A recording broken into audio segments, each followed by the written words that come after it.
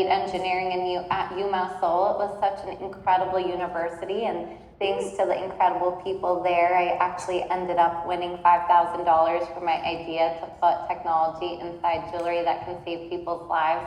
That first $5,000 is what enabled us to develop prototypes. Then we ended up going into a really incredible accelerator called ADT that helped mentor us. Stefan is my beautiful guest tonight. She worked with ADT for such an incredible time, and she deserves so much credit for the success of invisaWear. And Frankie Dakota, who is one of our earliest mentors and still one of our favorite advisors, played an instrumental role in the growth of the company. We got connected to so many amazing people, like our manufacturers and some of our lead investors.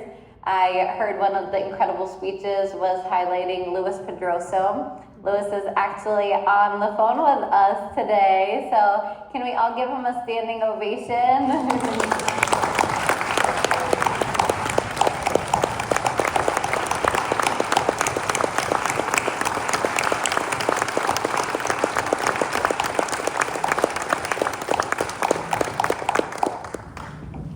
I got permission from Jay to share this story, but it's going to be a surprise to Luis that I share this story, so I hope he doesn't mind.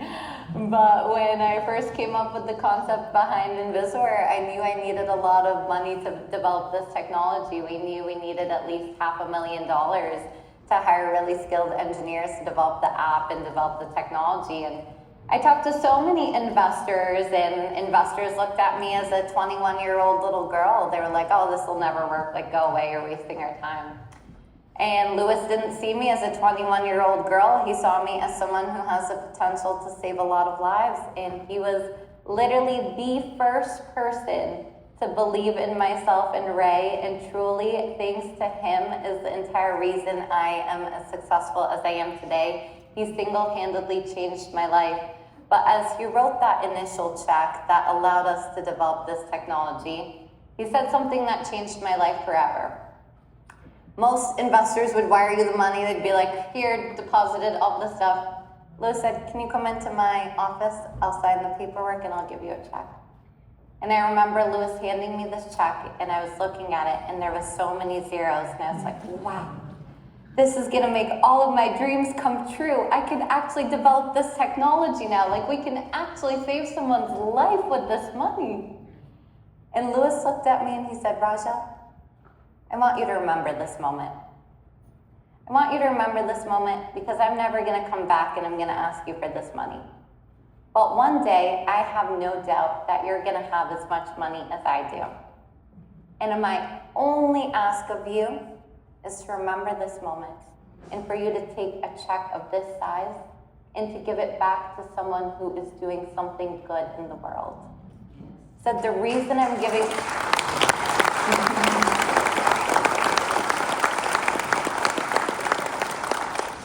He said, the reason I'm giving you this money is because you're going to help a lot of people stay safe and potentially prevent someone from being assaulted one day. And I hope that you remember this and you help somebody else who is also trying to do so much good in the world.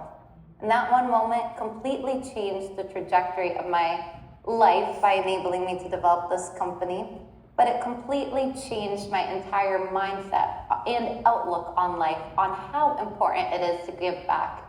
And my promise to Luis that day and today is that one day I will give back that money to hopefully lots of people and incredible organizations like the Greater Lowell Community Foundation, who's doing such tremendous work for the community. Well, thank you so much for that. My pleasure. So I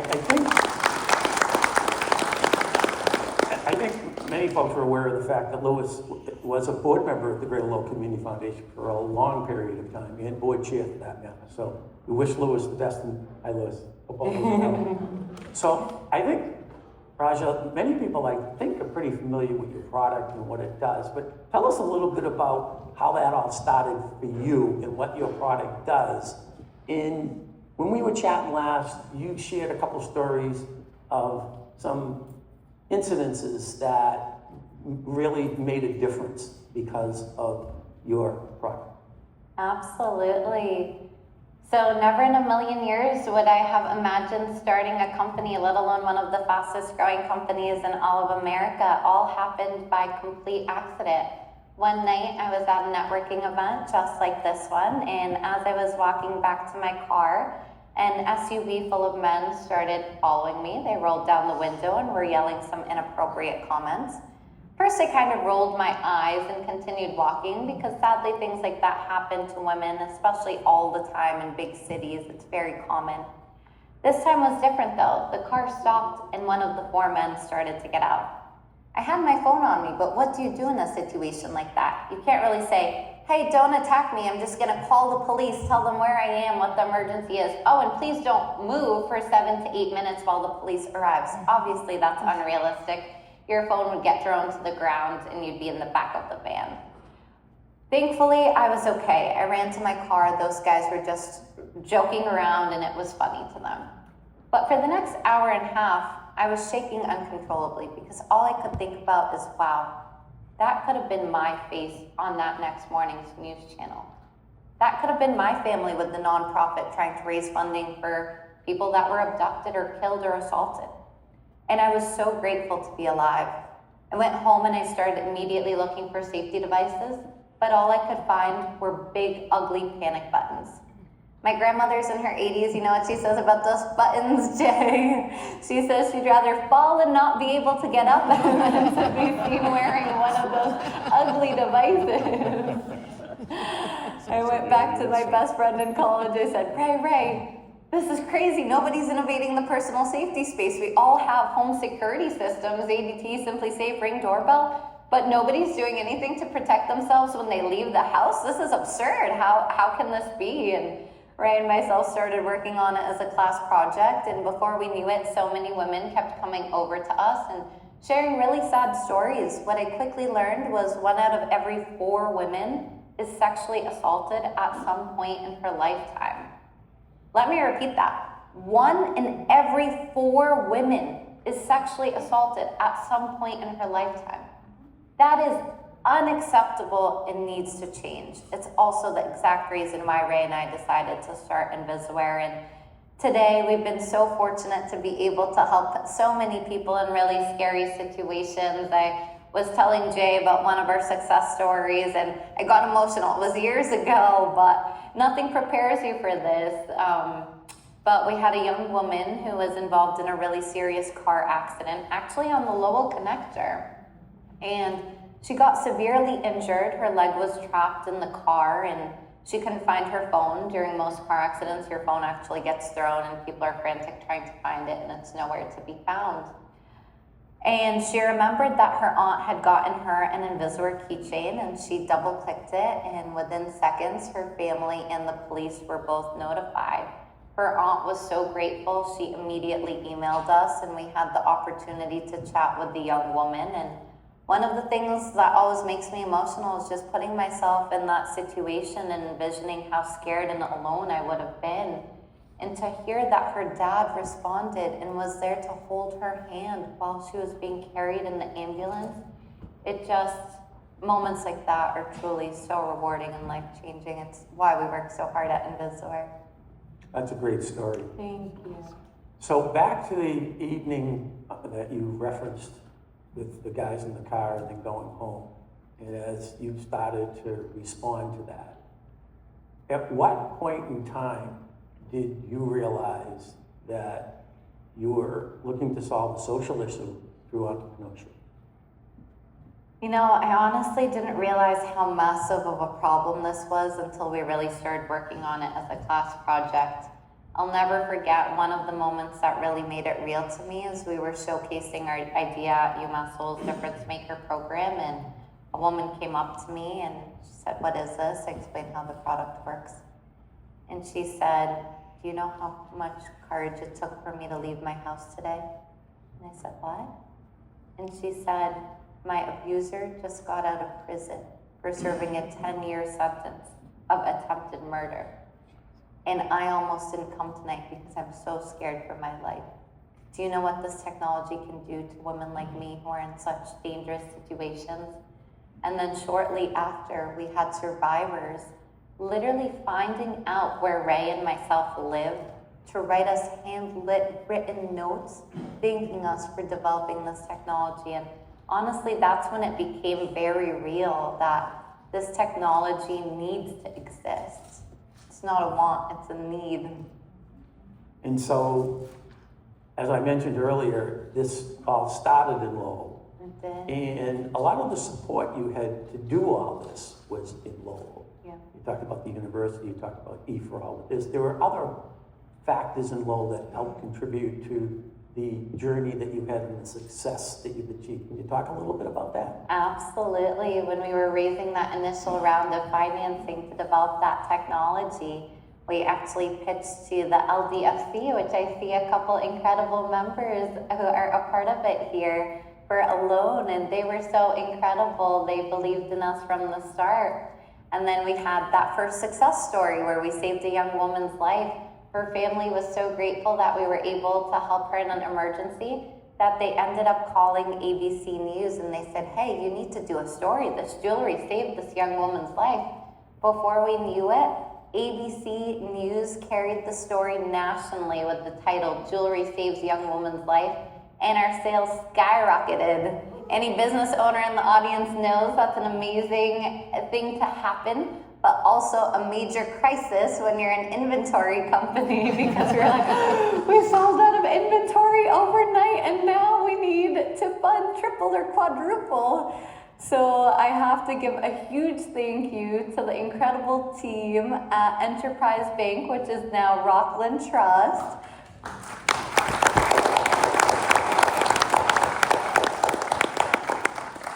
invisaWear, which was a tiny company with a few months of cash on hand. We went to Rockland, we said, hey, we need hundreds of thousands of dollars yesterday, please, to fund this inventory. Can you help us? And they didn't look at Ray and I as two young 21-year-olds. They rolled up their sleeves and they were like, absolutely. And thanks to Rockland, we were able to get restocked in no time, and we were able to continue our growth. And even till today, I saw Leslie, I was telling her in the back, I was sharing the last month for invisaWear has truly been surreal. Oprah Winfrey named us as one of her favorite things.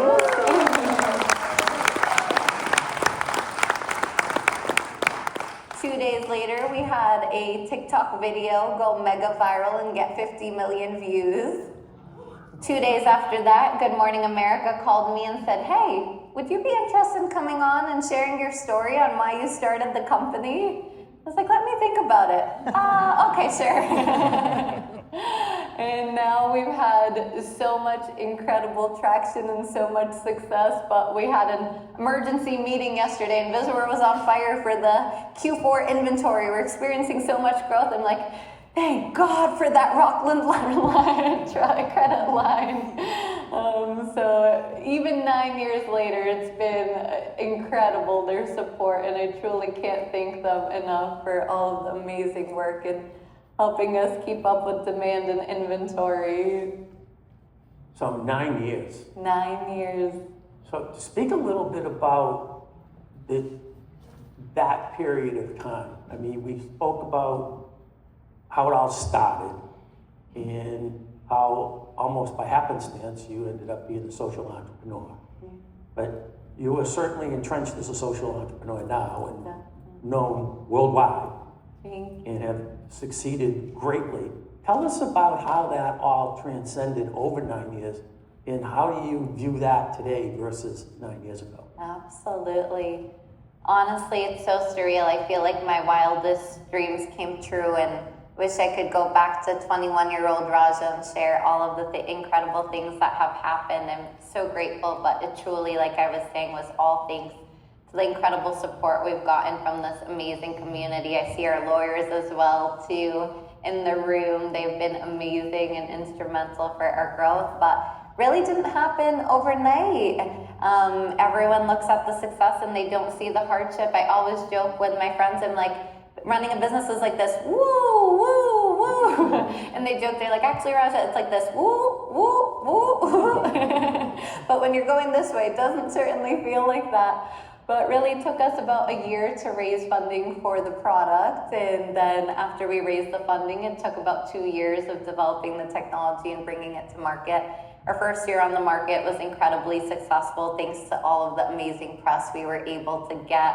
The Lowell Sun, I think the third time they came to do a story, they're like, "Are we only covering you guys?" I laughed. Like, well, thank you so much for the free marketing.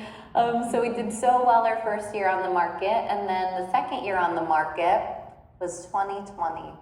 After finally getting to market, after getting a lot of success, I'll never forget all of us were locked in our homes. And for a minute there, I thought that could potentially be the end of our company. Who's gonna buy safety devices when they're perfectly safe at home with their ADT security systems? And as Ray and I were thinking through how do we make ends meet, how do we get through this very challenging time, we tried to keep a positive outlook. We thought to ourselves, you know, COVID will eventually end. When COVID ends, what would be the best case scenario and our wildest dreams come true? Where do we see this company growing? And I went back to, well, what if we partnered with a really respectable name in security? So I thought to myself, maybe I should reach out to ADT. They're known to be the #1 name in home security. And everyone was like, "Are you out of your mind? You're a little 2-year-old startup. They're never gonna respond to you. They're gonna rip you off and steal your idea and all of this stuff." I'm like, let's see what happens. So I did my research. I looked at all of their C-level executives. I looked at who is a dad with a daughter in college. Those tend to be our best demographics. They're usually the biggest supporters of the company. And I reached out to that dad, and within hours he responded, and within a few months we had signed a massive strategic partnership with ADT that nearly doubled our company overnight. The following year we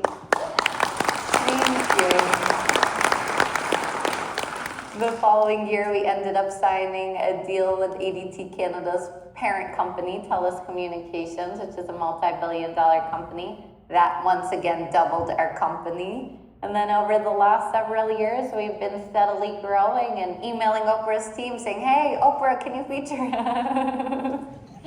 A couple years later, they said, "Yes, sure, we'll feature you." And now we're gearing up for the most exciting part of the company. We're about to start raising a $10 million Series A. And we just announced that a couple of weeks ago, and again, the community immediately stepped up, and everyone was like, "I know this angel investor, I know this private equity group, I know this family office, I'll connect you." So it's been such an incredible journey, and we're just getting started. So I'm very excited for the future ahead.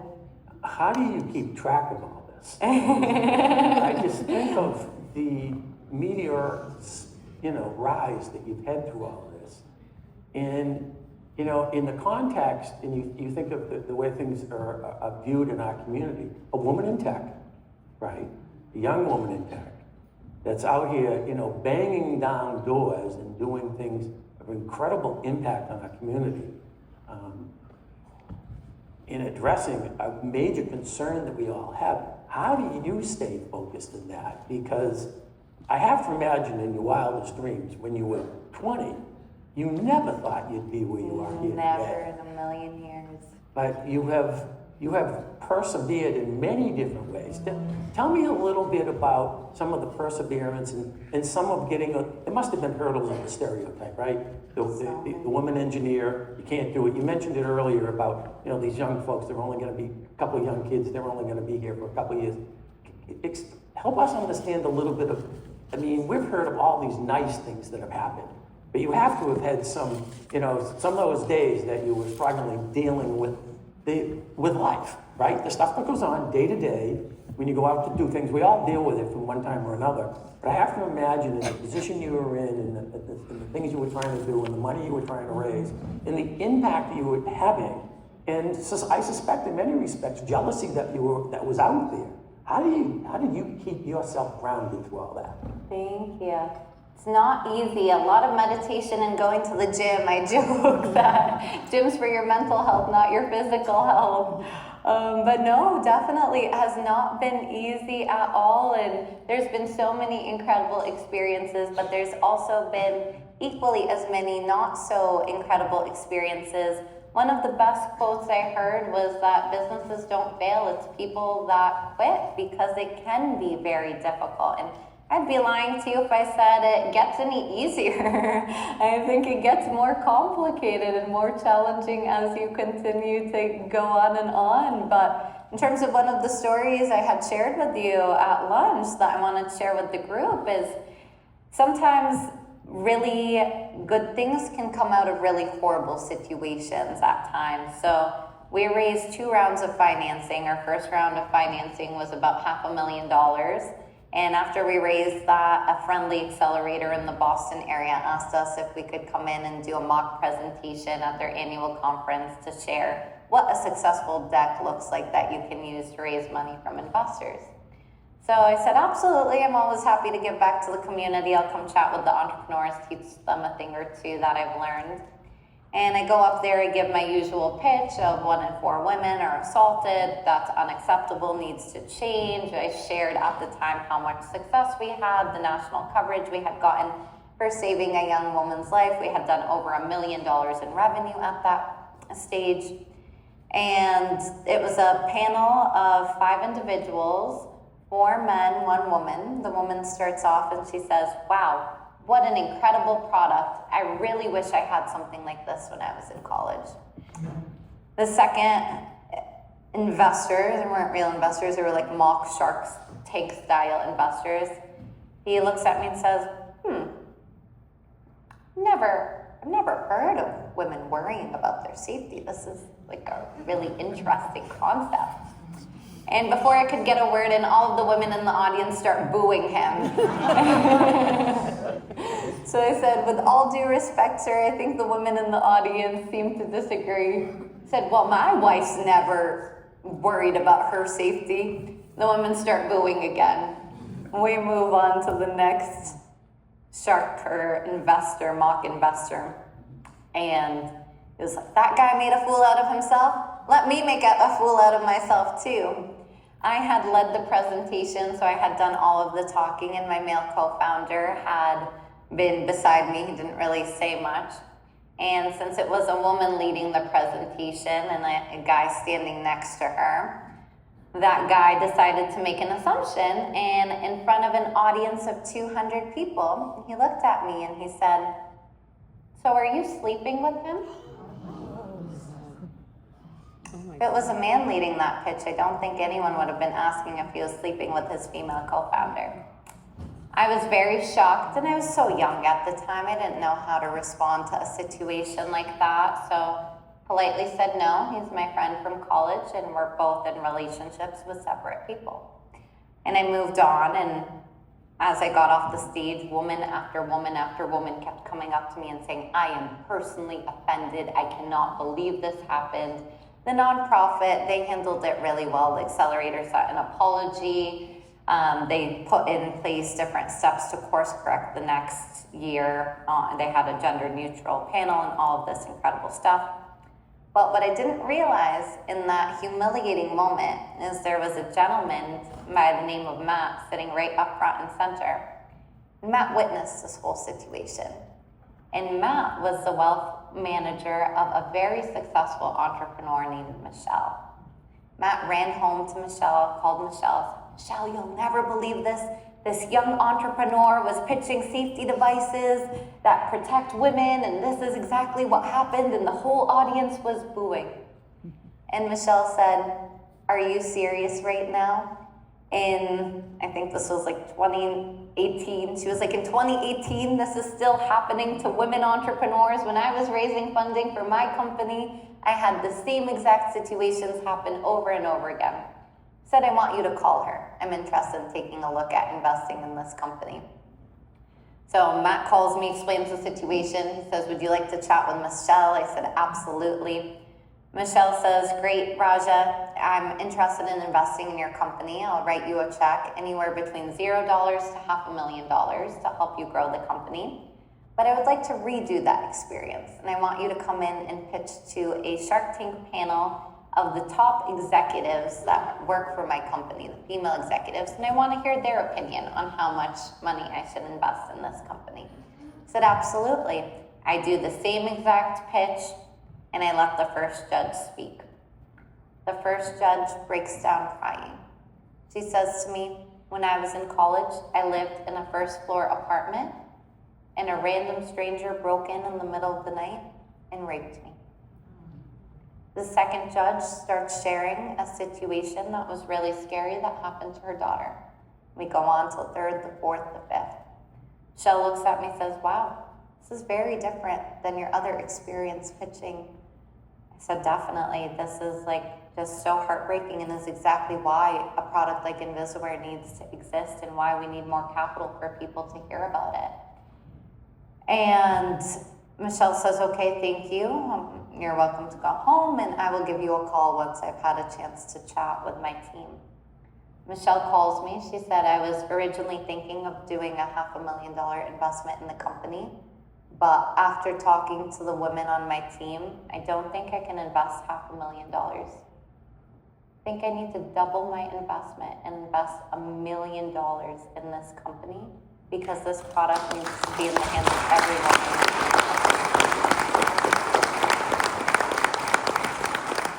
So it hasn't been easy, but sometimes something good comes when you persevere. Well, it seems like you know how to handle situations like that too. So congratulations for how you go about what you do. So I mentioned earlier when we were chatting that we've got some students in the audience. Yeah. We've got some students from Middlesex Community College, there's students from UMass Lowell, and they're studying entrepreneurship. And can you raise your hand, the students that are back there? Okay. So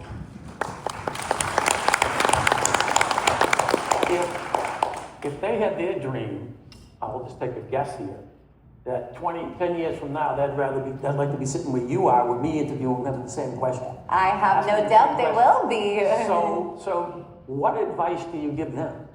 Absolutely. If I can do it, so can you. But really the biggest piece of advice I can give you is don't worry about what other people think.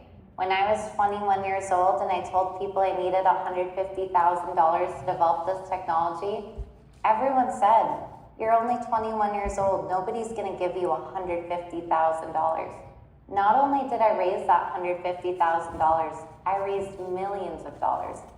When I raised the millions of dollars to develop the technology, everyone said, you'll never be able to make the technology work and make it small enough and pretty enough where women will actually want to wear it. Today, hundreds of thousands of women wear my product. When I reached out to ADT, the most respected name in home security, everyone said, you're a nobody. They're never going to respond to you. ADT responded within minutes, and within months, we had a massive strategic partnership signed that caused us so much exponential growth. So don't worry about all of the terrible things that people tell you you'll never be able to accomplish. Believe in yourself, because if I can do it, there is zero reason you can't as well.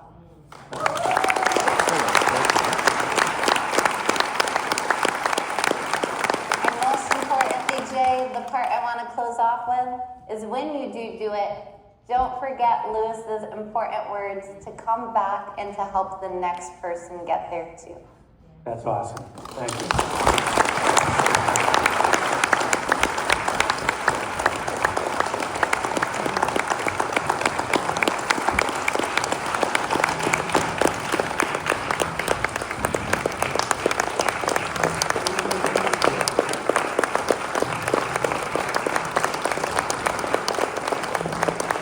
Thank you so much.